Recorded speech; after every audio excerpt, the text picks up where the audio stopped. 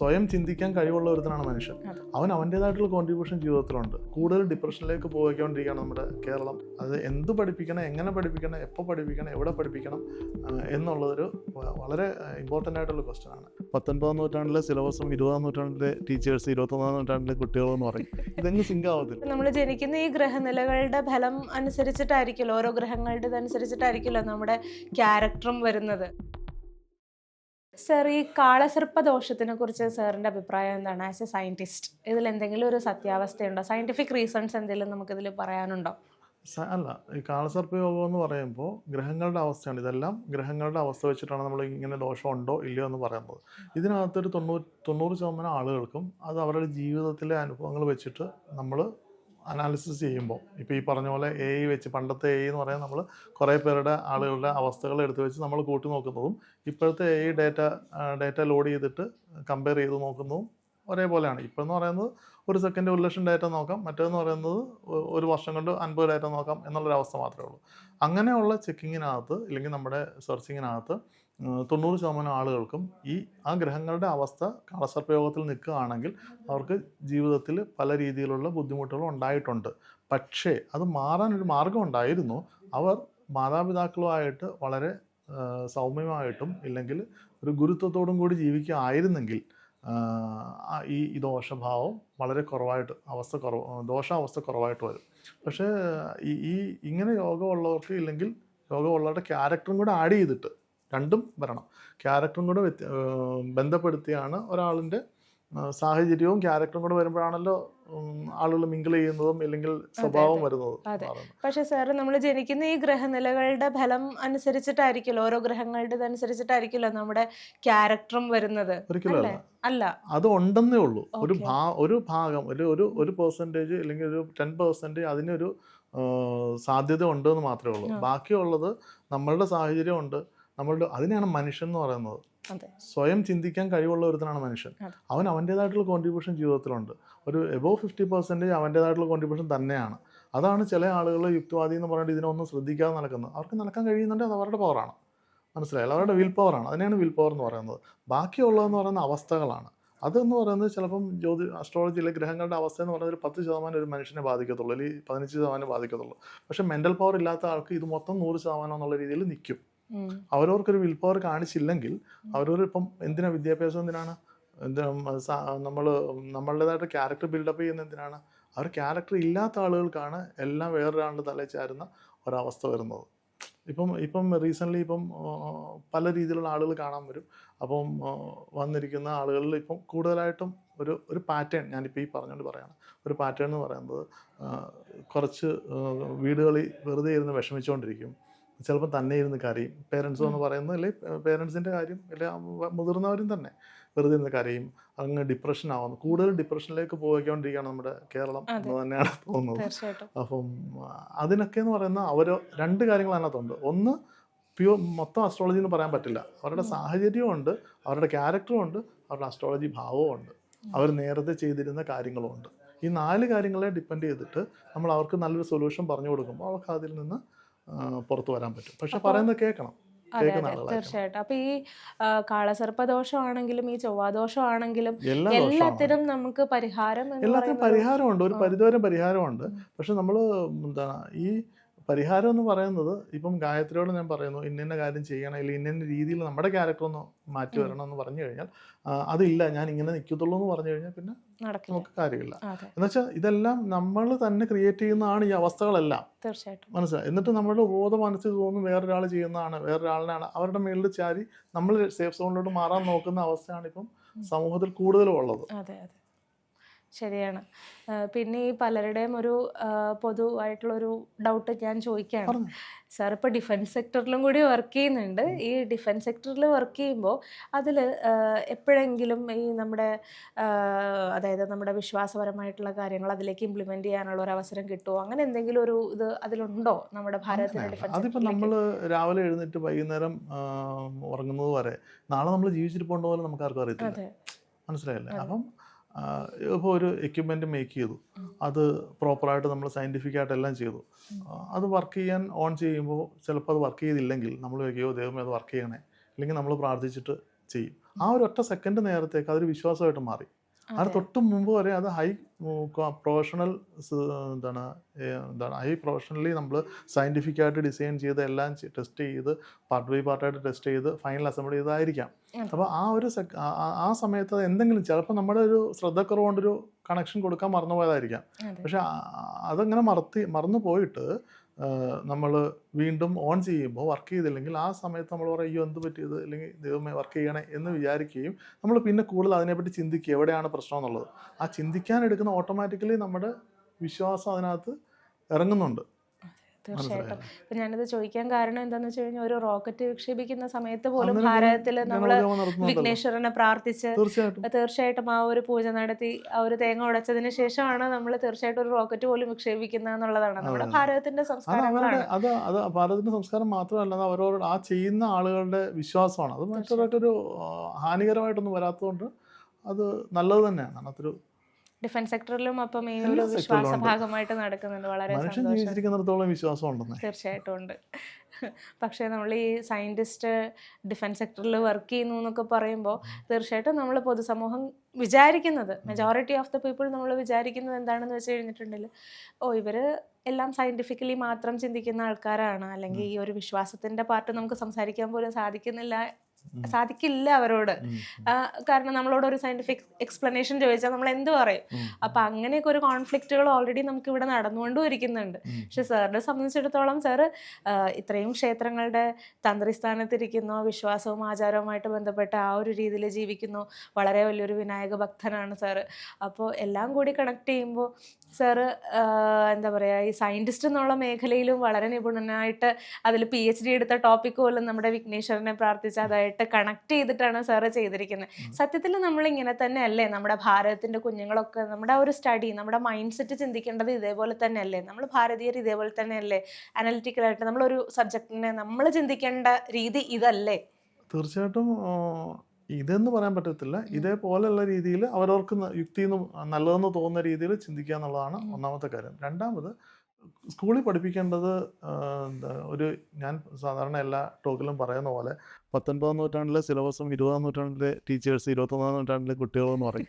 ഇതെങ്കിലും സിങ്ക് ആവത്തില്ല, മനസ്സിലായില്ല. അപ്പോൾ അതുകൊണ്ട് എങ്ങനെ ജീവിക്കണം എന്ന് പഠിപ്പിക്കുകയാണ് വേണ്ടുന്നത്.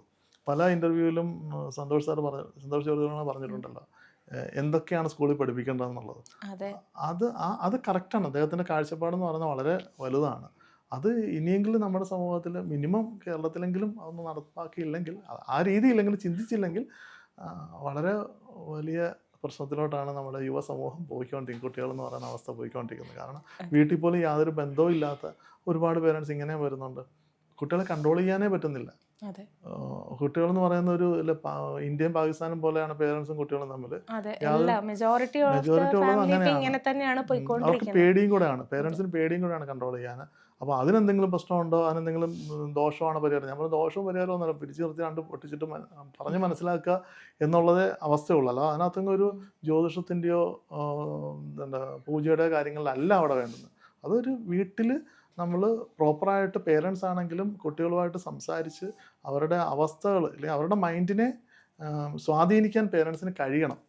അങ്ങനെ കഴിഞ്ഞില്ലെങ്കിൽ അതവിടെ ഫെയിലാവും, കുടുംബജീവിതം അവിടെ ഫെയിലാവും. ഇപ്പോഴുള്ള കുട്ടികൾക്കൊക്കെയുള്ള മെജോറിറ്റിയുള്ള പ്രശ്നം അത് തന്നെയാണ്. നമ്മുടെ ശാസ്ത്രശാഖയെക്കുറിച്ചോ പുരാണങ്ങളെക്കുറിച്ചോ അവയർനെസ് വളരെ കുറവും അവർ കുറേ കൂടി പ്രാക്ടിക്കൽ തിങ്കിങ് ആണെന്നാണ് എനിക്ക് തോന്നിയിട്ടുള്ളത്. കാരണം ഒന്നും അടച്ചാക്ഷേപിക്കുന്നതല്ല, എല്ലാം ഒരു വശത്ത് നോക്കുമ്പോൾ നല്ലത് കൂടിയാണ്. പക്ഷെ എന്നാലും ഇന്നത്തെ സമൂഹത്തിന് ഒരു കൺഫ്യൂസിങ് സ്റ്റേറ്റിൽ നമ്മുടെ എഡ്യൂക്കേഷൻ സിസ്റ്റം തന്നെ ആയിരിക്കില്ല അതിൻ്റെ ഒരു പ്രശ്നം.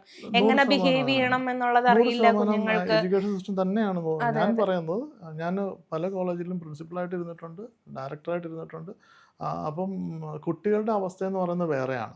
ഈ ഓരോ ജനറേഷൻ എന്ന് പറയുമ്പോഴത്തേക്ക് അവർക്ക് ഓൾറെഡി അവരുടെ ബ്രെയിൻ വികസിച്ചിട്ടാണ് വെളിയിലോട്ട് വരുന്നത്. ഇപ്പം ഞാൻ ജനിച്ച 84 കാലഘട്ടത്തിൽ ഉണ്ടായിരുന്ന സമൂഹത്തിൻ്റെ ബ്രെയിൻ എങ്ങനെയാണ് വികസിച്ചിട്ട് ജീവിതം തുടങ്ങിയത്, ഇല്ലെങ്കിൽ ഓർമ്മ വെക്കാൻ തുടങ്ങിയത്, അതല്ല. അതിൽ നിന്ന് ഒരുപാട് ഡിഫറൻസ് ഉണ്ട്. 2025 ഒരു കുഞ്ഞ് ജനിക്കുമ്പോൾ ഒരു ജനിച്ചു കഴിഞ്ഞ് ഒരു മാസം കഴിയുമ്പോഴത്തേക്ക് അവൻ്റെ വികാസവും അല്ലെങ്കിൽ അവൻ്റെ അറിവും ആ സമയങ്ങളിൽ എൻ്റെ കാറ്റഗറിയിൽ ഉണ്ടായിരുന്ന ആളുകളുടെ അറിവ് തമ്മിൽ ഒരുപാട് വ്യത്യാസമുണ്ട്. അപ്പോൾ ഇത് ഫാസ്റ്റ് ആയിട്ട് എല്ലാം അക്സെപ്റ്റ് ചെയ്യുകയും എല്ലാം സ്റ്റോർ ചെയ്യുകയും അതിനെ അനാലിസിസ് ചെയ്യാൻ കഴിയുന്ന കുട്ടികളാണ് ഇപ്പം ജനിക്കുന്നത്.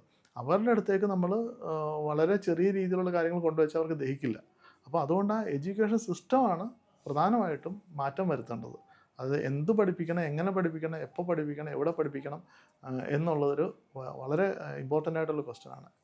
എങ്ങനെ ജീവിക്കാൻ പഠിക്കണം എന്നുള്ളതാണ് ഇനിയിപ്പോൾ പഠിപ്പിക്കേണ്ടത്. അതെ അതെ തീർച്ചയായിട്ടും. കുറച്ച് കഴിയുമ്പോഴത്തേക്ക് എനിക്ക് തോന്നുന്നു കുറച്ച് കഴിയുമ്പോഴത്തേക്ക് സ്കൂളും കോളേജും എല്ലാം അടച്ചു പൂട്ടുമെന്നാണ് തോന്നുന്നത്. കാരണം അതിനൊരു ആവശ്യം വരത്തില്ല. പകുതി ഇപ്പം ഒരു 10% കുട്ടികൾ സ്കൂളിൽ പോകുന്നില്ല, വീട്ടിൽ ഇരുന്ന് പഠിക്കുന്നു, എന്നിട്ട് എക്സാം എഴുതുന്നു എന്നുള്ളതാണ്. അതെ, ഒരു 10% കുട്ടികളോളം സ്കൂളിൽ പോകുന്നില്ല, അവർക്ക് പഠിക്കണ്ട.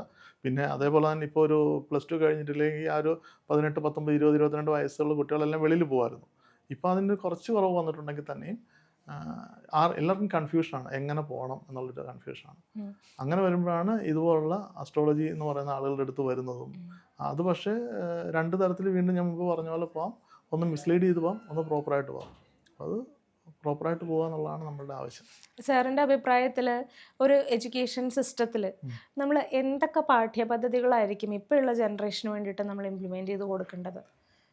ആദ്യം വേണ്ടുന്നത് പേരൻസുമായിട്ട് എന്താണ് പേരൻസ് എന്നുള്ളത് കുട്ടികൾ മനസ്സിലാക്കണം. അല്ലെങ്കിൽ പേരൻസും കുട്ടികളും തമ്മിലുള്ള ബന്ധം കൂട്ടുക എന്നുള്ളതാണ് ഒന്നാമത്തെ കാര്യം. 2 പറയാൻ സമൂഹത്തെ എങ്ങനെ ജീവിക്കണം എന്നുള്ളത് മനസ്സിലാക്കണം, ക്ഷമ എന്താണെന്നുള്ളത് മനസ്സിലാക്കണം. ഈ 3-4 കാര്യങ്ങൾ ബേസിക് മോഡ്യൂൾസ് വെച്ചിട്ട് അതിനെ സിലബസ് ആയിട്ട് കൺവേർട്ട് ചെയ്ത് കഴിഞ്ഞാൽ മിനിമം ഒരു പേപ്പറെങ്കിലും ഉണ്ടെങ്കിൽ ഒരുപാട് മാറ്റം വരും. കാരണം ഇപ്പോൾ കുട്ടികൾക്ക് അറിയില്ല. മറ്റൊന്ന് പറയുന്നത് വീടുകളിൽ അമ്മൂമ്മമാരോ അപ്പൂമ്മമാരോ ഒക്കെ ഉണ്ടായിരുന്നു, 2-3 ആളുകളല്ല, ഒരു മിനിമം ഒരു 5-6 പേരെങ്കിലും ഒരു വീട്ടിലുണ്ടായിരുന്നു.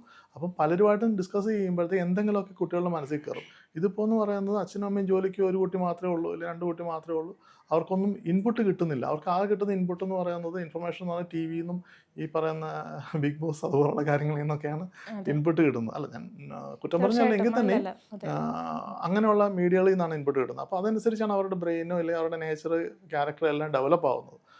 അതുകൊണ്ട് ഇതിന് ഒരു അന്നത്തെ സിലബസ് സിസ്റ്റം മാറ്റിക്കൊണ്ട് ഇപ്പോഴത്തെ സിലബസ് സിസ്റ്റത്തിൽ ഒരു ആഡ് ഓൺ പേപ്പർ കൂടി ഇല്ല, ഒരു സബ്ജക്റ്റ് മാറ്റിയിട്ട് ഈ ഒരു സബ്ജക്റ്റ് വെച്ചാലും മതി. തീർച്ചയായിട്ടും വളരെ അത്യാവശ്യമാണ്, വളരെ അത്യാവശ്യമാണ്. അതെ അതെ. അതേപോലെ ഈ പൊതുസമൂഹത്തിൽ കുഞ്ഞുങ്ങൾ ബിഹേവ് ചെയ്യുന്നത് ഇപ്പം എല്ലാ കുഞ്ഞുങ്ങളുടെ കയ്യിലും ഫോണാണ്, അതും സ്മാർട്ട് ഫോണാണ്.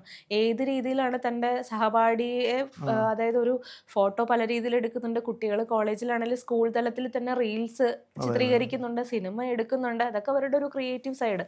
പക്ഷെ ഇതിന് ഒരു കൂട്ടം കുഞ്ഞുങ്ങൾ തന്നെ വളരെ മോശമായിട്ടുള്ള രീതിയിൽ വളരെ ഒരു വൾഗർ, അതായത് കൂടെ പഠിക്കുന്ന സഹപാഠി എന്ന് പറയുന്നത് ആ സുഹൃത്തിനെ താൻ തന്നെയാണ് കെയർ ചെയ്യുന്നുണ്ട്, തൻ്റെ സഹോദരി സ്ഥാനത്ത് വരുന്നൊരു കുഞ്ഞാണെന്നുള്ള ഒരു അവബോധം പോലും ഇല്ലാണ്ട് അത്രയും വേറൊരു രീതിയിലേക്ക് തലമുറ പോയിക്കൊണ്ടിരിക്കുകയാണ്. ഏത് രീതിയിൽ പിക്ചർ എടുക്കണം, ഫോട്ടോ എടുക്കണം. ഇപ്പം സ്വന്തം അമ്മയ്ക്ക് പോലും വീട്ടിലൊരു വസ്ത്രം മാറണമെങ്കിൽ പോലും ഭയമാണ്. സത്യമായിട്ട് ഇപ്പോൾ ഭയമാണ്. പാരൻസിന് പോലും ഭയമാണ്. അടുത്ത സെക്കൻഡിൽ ഈ കുഞ്ഞുങ്ങൾ എന്താണ് ചെയ്യുന്നതെന്ന് നമുക്കറിയില്ല.